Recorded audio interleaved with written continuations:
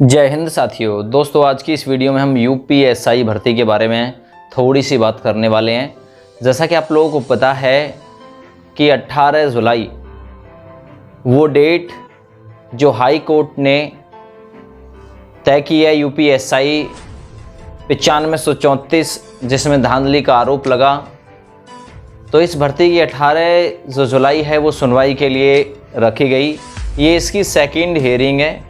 इसकी जो पहली हियरिंग थी वो 7 जून 2022 को कराई गई थी, जिसमें जो कोर्ट में केस है वो एक्सेप्ट हुआ और उस पर सुनवाई भी हुई। वहाँ विधु भूषण कालिया जी, जो कि बच्चों की तरफ से वकील हैं, उन्होंने बच्चों का जो पक्ष है वो बहुत ही अच्छे लेवल से जज साहब के सामने जो है वो प्रस्तुत किया, पेश किया। जज साहब ने इसके एवज़ में भर्ती बोर्ड की जो वकील थे उनको फटकार भी लगाई थी और 18 जुलाई इस डेट का जो समय है वो तय किया और रखा कि अगली सुनवाई 18 जुलाई 2022 को होगी। तो भाई कल वो डेट है 18 जुलाई 2022। पिछले लगभग 1 महीने से ज़्यादा समय से हम लोग इस डेट का इंतज़ार कर रहे थे और इतने टाइम के पीरियड में यूपी पुलिस दरोगा भर्ती का रिजल्ट भी जारी कर दिया गया, जिसमें बाद में भी 3 से 4 कैंडिडेट रिजल्ट आने के बाद में भी पकड़े गए। हाल फिलहाल में कल उस अभ्यर्थी के खिलाफ एफआईआर दर्ज हो गई। जो अभ्यर्थी नीतीश कुमार कार में बैठा हुआ पेपर दे रहा था, जिसका स्क्रीन जो है वो वायरल हुआ था, उसे भी पकड़ लिया गया। तो अब जो केस की जो सुनवाई होने वाली है, इसमें आखिर हो क्या सकता है। एक अनुमान के अनुसार, वैसे तो YouTube पर आप लोगों ने ज्ञानी, महाज्ञानी, वैज्ञानिकों की काफ़ी सारी वीडियोस देख ली होंगी, ठीक ना। धड़ाधड़ वीडियोस इस टॉपिक पर डाली जा रही हैं। तो इसमें आखिर क्या संभावनाएं हैं, क्या संभावना बनती है, क्या भर्ती बोर्ड अपना पक्ष रखने के लिए आएगा, नहीं आएगा। देखिए, मैं आप लोगों को बता दूं कि भर्ती बोर्ड अपना पक्ष रखने के लिए कल ज़रूर उनके जो वकील है वो आएंगे, और ऐसा नहीं कि वो भी खाली हाथ आएंगे, वो सबूतों के साथ आएंगे। वो भी अपने कुछ प्रूफ्स वगैरह साथ लाएंगे। वो भी कहेंगे भाई हमने इतने पकड़े, हमने इतने पकड़े। अगर नकल नहीं है, ठीक है, नकल नहीं होती और भर्ती बोर्ड अगर काम नहीं कर रहा होता तो इतने ज़्यादा लोग पकड़े नहीं जाते। चलिए, ये बात, उनकी बात जो है वो जायज़ भी हो सकती है, क्योंकि उन्हीं लोगों ने, भर्ती बोर्ड वालों ने ही पकड़ा है उन बच्चों को, ठीक है ना। भले ही आप लोगों ने खूब सारी जो स्क्रीन है वो वायरल कर दी, ठीक है ना, सभी के रोल नंबर वगैरह वायरल कर दीजिए, मतलब कर दिए, लेकिन कार्रवाई फिर भी भर्ती बोर्ड ने कुछ हद तक इस भर्ती पे की है, लेकिन उस हिसाब से नहीं की जिस हिसाब से होनी चाहिए थी। जिस हिसाब से आप लोग चाह रहे थे कि प्रत्येक कैंडिडेट की जांच की जाए, ये तो उनकी जांच हो गई कि जिनके हाई क्वालिटी के नंबर आ रहे थे, या फिर जिनका आप लोगों ने या तो रोल नंबर वायरल कर दिया या उनका आप लोगों ने स्क्रीन वायरल कर दिया, उनकी चेकिंग की जा रही थी। आप लोग चाह रहे थे पूरी भर्ती की एसआईटी इन्वेस्टिगेशन हो जाए और दूध का दूध, पानी मतलब पानी का पानी होके भर्ती को आगे बढ़ा दिया जाए और उनको निकाल दिया जाए, केवल और केवल जो धांधली के मामले में लिप्त हैं या फिर रुपया पैसा देकर उन्होंने वर्दी जो है वो पाई है, इन सबको निकलवाना चाह रहे थे। तो देखिए, कल भर्ती बोर्ड अपना पक्ष पेश करने के लिए जरूर आएगा कोर्ट में। और ऐसा एक चीज़ और बता दूं मैं आप लोगों को, अगर 3 सुनवाई तक, 3 डेट तक भर्ती बोर्ड अपना पक्ष नहीं रखता है तो ये केस छात्रों के हित में डाल दिया जाएगा। तो इसलिए पहली सुनवाई पर ही भर्ती बोर्ड पूरी तरीके से और तैयार होकर आएगा, क्योंकि जो वकील साहब आएंगे वो विधु भूषण कालिया जी के प्रत्येक सवाल का उत्तर जो है वो उपलब्ध करा सकें, तो इस हिसाब से वो तैयार होकर आएंगे।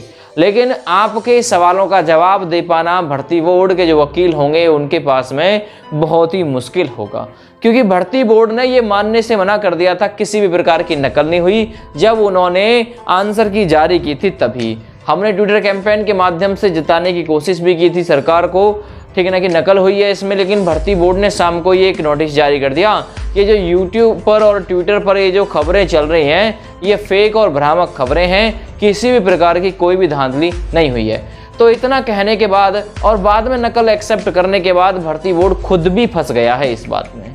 और भर्ती बोर्ड यहाँ तक भी फंस रहा है कि रिजल्ट ये कोई नर्सरी और केजी का रिजल्ट नहीं है, चौथी पांचवी का रिजल्ट नहीं है भाई। जो इतनी बड़ी जो अनियमितता है, जो गड़बड़ी है, ये देखने के लिए मिल रही है। अर्जुन प्रसाद कैंडिडेट याद होगा आपको, है वो जेल में और फाइनल सिलेक्शन कर दिया उसका। ऐसे ही ये नीतीश कुछ ऐसे ही नाम है, नीतीश कुमार आया है भैया, ठीक ना। स्क्रीन इसकी वायरल हुई, फाइनल सिलेक्शन इसका भी कर दिया। फाइनल सिलेक्शन करने के बाद जांच की जा रही है। ये जांच इनकी पहले भी हो सकती थी, ये जांच अभी क्यों की जा रही है? ये जांच पहले भी करा सकते थे ये लोग, पर नहीं कराई। पहले ये था कि अगर काम चल जाए तो चली जाए, ठीक है ना। क्योंकि इसमें मैं कहूँ पूरे भर्ती बोर्ड के मेंबर तो नहीं हो सकते धांधली में लिप्त, लेकिन कुछ हैं इसमें जो कर्नाटक एसआई की भर्ती, जिसमें 545 भर्ती थी, 70 भर्तियां जो एडीजी थे ना वहां के कर्नाटक के, उन्होंने करा दी कंप्लीट, पैसे लेकर 25 लाख रुपए पर कैंडिडेट के हिसाब से लिया था। तो ऐसे कैंडिडेट क्या उत्तर प्रदेश में नहीं हो सकते कि जो 20 से 25 लाख रुपए दे सकते हैं? और ऐसा अधिकारी क्या यूपी पुलिस भर्ती बोर्ड का कोई मेंबर नहीं हो सकता? हो सकता है, यह बिल्कुल हो सकता है। तो सरकार को इसके खिलाफ एक्शन लेना चाहिए था। कर्नाटक की सरकार ने साथ के साथ आदेश दे दिया कि सीआईडी जांच करेगी भैया उसकी, और सीआईडी जांच कर रही है, और सीआईडी ने काफी सारे कैंडिडेट को पकड़ा भी। तो देखिए कल जो होने वाला है वो क्या होने वाला है, एक अनुमान के अनुसार मैं कह सकता हूं कल भर्ती बोर्ड अपना पक्ष जरूर रखेगा, और उसके एवज में जो आपके वकील ने पहले ही जो सवाल वगैरह हैं वो उठाए हैं इस भर्ती पर, तो उसके जवाब तराशने और उसके जवाब देने की कोशिश भी की जाएगी। तो कल ये नहीं हो सकता कि इस भर्ती पर कल की सुनवाई में ही रोक लग सकती है। देखिए 50-50% चांस हैं कल इसके मेडिकल पर रोक भी लग सकती है, ये भर्ती पूरी तरीके से रुक भी सकती है, और ऐसा भी हो सकता है कि अभी एकाध हियरिंग और इस भर्ती को रोकने में लग जाए, ठीक है ना। अगर आपके सबूतों में दम है और जज साहब का पूरा मन है आप लोगों का पक्ष सुनने का, आप लोगों के साथ में जो बेईमानी, गद्दारी, धांधली हुई है, ठीक है ना, उसके खिलाफ बोलने का जज साहब में यदि दम है, तो बिल्कुल आप लोगों का जो केस है ना कल, उसमें कुछ ना कुछ जो निष्कर्ष है वो जरूर निकल के आ सकता है। 100% गारंटी नहीं है कि कल ही सारा कुछ हो जाएगा, क्योंकि भर्ती बोर्ड अपना पक्ष रखेगा। ये भी पता नहीं है कि कितनी देर इस पर जो बहस है, सुनवाई जो है वो चलेगी, ठीक है ना। लेकिन इतना जरूर है अगर जल्दी जल्दी इसकी 2 से 3 तारीख मिल जाती है तो जल्द से जल्द इसमें कुछ ना कुछ निष्कर्ष निकल के जरूर आ सकता है। और इतना भी जरूर है कि भले ही इन लोगों का मेडिकल भी हो जाए, लेकिन जो इन्हें ज्वाइनिंग मिलेगी ना वो कोर्ट के अधीन ही मिलेगी। जब तक कोर्ट में केस क्लियर नहीं हो जाता, जब तक भर्ती बोर्ड इन्हें ज्वाइनिंग नहीं दे देगा, ठीक है ना। और अभी ज्वाइनिंग में समय लगेगा, इतने टाइम में तो 1 से 2 हियरिंग इसकी और पड़ जाएंगी, ठीक है ना। तो कहने का मतलब ये है कि अभी कोई पक्की गारंटी नहीं है कल की, कि कल कुछ हो सकता है, मेडिकल पर रोक लग सकती है, भर्ती प्रक्रिया पर रोक लग सकती है। ऐसी 50-50% चांस है, 50-50%। 50% में ऐसा हो भी सकता है और 50% में ऐसा भी हो सकता है जज साहब कल ये इसकी सुनवाई सुने ही ना, ठीक ना। हो सकता है 2-4 दिन बाद सुने, लेकिन सुनना तो उनको पड़ेगा भाई, ठीक है ना।